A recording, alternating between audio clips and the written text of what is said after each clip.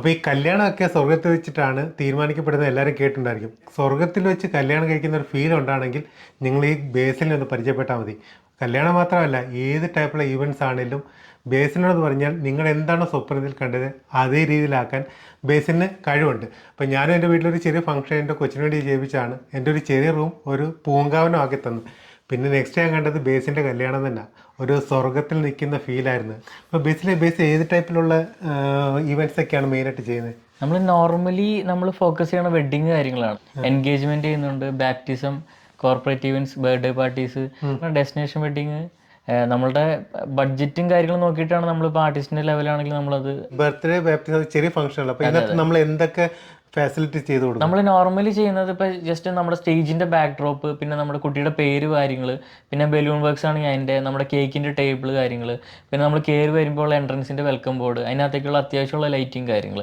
വെഡിങ്ങിന്റെ ഒക്കെ നമുക്ക് പറയുന്ന പോലെ വെഡിങ്ങിലേക്ക് വരുമ്പോൾ നമുക്കിപ്പോൾ ഒരു നോർമൽ ഒരു ഓഡിറ്റോറിയത്തിന്റെ ഒക്കെ അകത്താണെങ്കിൽ നമുക്ക് ഒരു 50,000 to 60,000 മുതൽ അത്യാവശ്യം ഒരു ആവറേജ് കാര്യങ്ങൾ എല്ലാ കാര്യങ്ങളും ഉണ്ടാവും. നമുക്ക് അതിനകത്ത് ഇപ്പോൾ സ്റ്റേജിന്റെ ഡെക്കോർ ഉണ്ടാവും, നമ്മുടെ പാത്വേയുടെ ഡെക്കോർ ഉണ്ടാവും, നമ്മളുടെ എൻട്രൻസിന്റെ ഡെക്കോർ, അത്യാവശ്യം ഒരു നോർമൽ സൗണ്ട് സിസ്റ്റം, പിന്നെ അതിനകത്തേക്കുള്ള അത്യാവശ്യം ലൈറ്റിംഗ് കാര്യങ്ങൾ. ഇത്രയാണ് നമുക്ക് ബേസിക് ആയിട്ട് ഒരു നോർമൽ ഓഡിറ്റോറിയത്തിലേക്ക് വേണ്ടത്. പിന്നെ പ്രീമിയം ലെവലിലേക്ക് വരുമ്പോൾ നമുക്ക് ഈ പറഞ്ഞ പോലെ ഒരു 2 lakhs 3 lakhs വരും.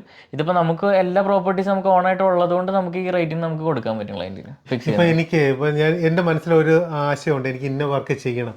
അപ്പൊ അങ്ങനെയുള്ള പല മെറ്റീരിയൽസും മേടിക്കേണ്ടി വരും. അപ്പൊ അതിന്റെ കോസ്റ്റ് ഒക്കെ നമുക്ക് എവിടുന്ന്? നമ്മൾ നോർമലി ചെയ്യുന്ന നമ്മളൊരു പ്രൊഡക്ഷൻ ടീമാണ് ഇവന്റിന്റെ. അപ്പോൾ നമുക്ക് പ്രൊഡക്ഷൻ ടീം എന്ന് പറയുന്നത് നമുക്ക് നോർമലി ഇപ്പൊ നമ്മളുടെ അടുത്ത് കുറച്ച് ഓൾറെഡി നമ്മൾ പ്രീസെറ്റ് ചെയ്ത് വെച്ചേക്കുന്ന ഓൾറെഡി കുറച്ച് സ്റ്റേജസ് ഉണ്ട്. ഇപ്പൊ നിങ്ങളുടെ മൈൻഡിൽ എന്തെങ്കിലും ഒരു സംഭവം ഉണ്ടെങ്കിൽ അത് നമുക്ക് എക്സിക്യൂട്ട് ചെയ്യാനുള്ള ഓപ്ഷൻ ഉണ്ട്. മീൻസ് നമുക്കത് നമ്മളത് ഡ്രോയിങ് ആയിട്ട് കൺവേർട്ട് ചെയ്യും. അത് 2Dയിൽ കൺവേർട്ട് ചെയ്തിട്ട് അത് ഓക്കെ ആണെങ്കിൽ നമ്മളത് 3Dയിലിട്ട് അത് കൺവേർട്ട് ചെയ്ത് നിങ്ങളുടെ കയ്യിൽ നിന്ന് അത് ഓക്കെ വാങ്ങിച്ചതിന് ശേഷം നമ്മളത് പ്രൊഡക്ഷനിലേക്ക് ഇടും. എൻ്റെ ഒരു ആശയം ഉണ്ടെങ്കിൽ അതിന്റെ കംപ്ലീറ്റ് കോസ്റ്റ് ഞാനാണ് ചെലവാക്കുന്നത്. ഇപ്പോൾ നമ്മൾ നോർമലി ഒരു എക്സാമ്പിൾ പറയുകയാണെങ്കിൽ 1,000 rupees ആണ് നമുക്കിപ്പോൾ ഒരു പ്രൊഡക്ഷൻ കോസ്റ്റ് വരുന്നെങ്കിൽ നമ്മൾ നോർമലി ചെയ്യുന്ന ഒരു 40 to 50, മാക്സിമം 60% ആണ് നിലവിൽ നമ്മൾ ക്ലയന്റിന് കൊടുക്കുള്ളൂ. പിന്നെ ഈ ഈവൻറ്റ്സ് നമുക്കിപ്പോൾ ഈ കൊച്ചിയിൽ മാത്രമേ ചെയ്യാൻ സാധിക്കത്തുള്ളൂ അതോ? ഇപ്പം നമ്മൾ നിലവിൽ പത്തനംതിട്ട, കോഴിക്കോട്, തൃശ്ശൂർ, പാലക്കാട്, നോർമലി ഇങ്ങനെയുള്ളിടത്തൊക്കെ നമ്മൾ സ്ഥിരം വർക്ക് ഇപ്പം നമ്മൾ നോർമലി ചെയ്തുകൊണ്ടിരിക്കുന്നുണ്ട്. ഓക്കെ, എത്ര വർഷം ബേസിൽ എക്സ്പീരിയൻസ്? നമ്മൾ 2014-15 സ്റ്റാർട്ട് ചെയ്തത്. ഇപ്പം നമ്മൾ ഏകദേശം ഒരു 10 years കഴിഞ്ഞിട്ടുണ്ട് നമ്മൾ ഈ ഫീൽഡിൽ. ഓക്കെ, ബേസിൽ ഞാനിപ്പോൾ ഹണികോമിന്റെ ഇൻസ്റ്റാഗ്രാം പേജ് കാണും ഇടയ്ക്കൊക്കെ. അപ്പോൾ അതിനകത്തേക്കാണ് ഈ നമ്മുടെ ബീച്ചിന്റെ അടുത്ത് ഡെസ്റ്റിനേഷൻ വെഡിങ്. അപ്പോൾ അതൊക്കെ നമുക്ക് ചെയ്യുമ്പോൾ എക്സ്പെൻസ് നല്ല കൂടുതൽ. അത് നോർമലി നമ്മളിപ്പോൾ ഓഡിറ്റോറിയത്തിൽ ചെയ്യണതിനെ അപേക്ഷിച്ച് കുറച്ച് കൂടുതൽ എക്സ്പെൻസ് വരും നമ്മൾ ഈ ഡെസ്റ്റിനേഷൻ വെഡിങ്. നമുക്കിപ്പോൾ അതൊരു ഓപ്പൺ സ്പേസിലോട്ട് വരുമ്പോൾ നമുക്ക് അവിടെ കുറച്ച് കാര്യങ്ങൾ അറേഞ്ച് ചെയ്യുന്നുണ്ട്. ഇപ്പോൾ അവിടെ മീൻസ് പവർ സപ്ലൈ ഉണ്ടാവില്ല, അവിടുത്തെ NOC എടുക്കണം. ഇപ്പോൾ ബോൾഗാട്ടി പാലസിലാണെങ്കിൽ നമുക്ക് അവിടെ NOC എടുക്കണം, പവർ സപ്ലൈ ജനറേറ്റർ ഇടണം, അങ്ങനെയുള്ള കുറച്ച് പ്ലാറ്റ്ഫോം കാര്യങ്ങൾ അറേഞ്ച് ചെയ്യണം. ഈ ഓപ്പൺ സ്പേസിൽ വരുമ്പോൾ കമ്പാരിറ്റീവ്ലി റേറ്റ് കുറച്ചും കൂടി കൂടുതൽ വരും. ഓക്കെ, പിന്നെ രണ്ടാമത്തെ കാര്യം, ഇപ്പം നമുക്ക് എത്ര ദിവസം മുമ്പ് നമുക്ക് ഇത് ഇൻറ്റിമേഷൻ കൊടുക്കേണ്ടി വരും? എനിക്കിങ്ങനെ ഫംഗ്ഷൻ ഉണ്ട്. പുതിയ പ്രൊഡക്ഷൻ ആണെങ്കിൽ നമുക്ക് ഈ പറഞ്ഞ ഒരു 1 month ഗ്യാപ്പ്, അല്ലെങ്കിൽ നമുക്ക് ഒരു 1 week ബിഫോർ പറഞ്ഞാലും നമുക്ക് ഈ സാധനം സെറ്റ് ചെയ്തെടുക്കാം. അപ്പം നമുക്ക് എക്സ്പെൻസ് കൂടുതൽ ഏതിലാണ് വരുന്നത്? നൈറ്റ് ടൈം നമുക്ക് നോർമലി എക്സ്പെൻസ് വെച്ച് നോക്കുകയാണെങ്കിൽ ലഞ്ച് പരിപാടിയാണ് നമുക്ക് എക്സ്പെൻസ് കുറവായിട്ട് വരുന്നത്. നമുക്ക് ഈ അഡീഷണൽ ലൈറ്റിംഗ് കാര്യങ്ങളുടെ ഒരു കോസ്റ്റ് നമുക്ക് അഡീഷണലി കൂടുതൽ വരും. നമ്മളുടെ ഈ ഡിന്നർ വരാൻ നേരത്ത് ലൈറ്റിങ്ങും അതിൻ്റെ ഉള്ള SFX കാര്യങ്ങൾ കയറിയാലാണ് നമുക്ക് കുറച്ചും കൂടി ഒരു നല്ലൊരു ഔട്ട്പുട്ട് കിട്ടുന്നത്.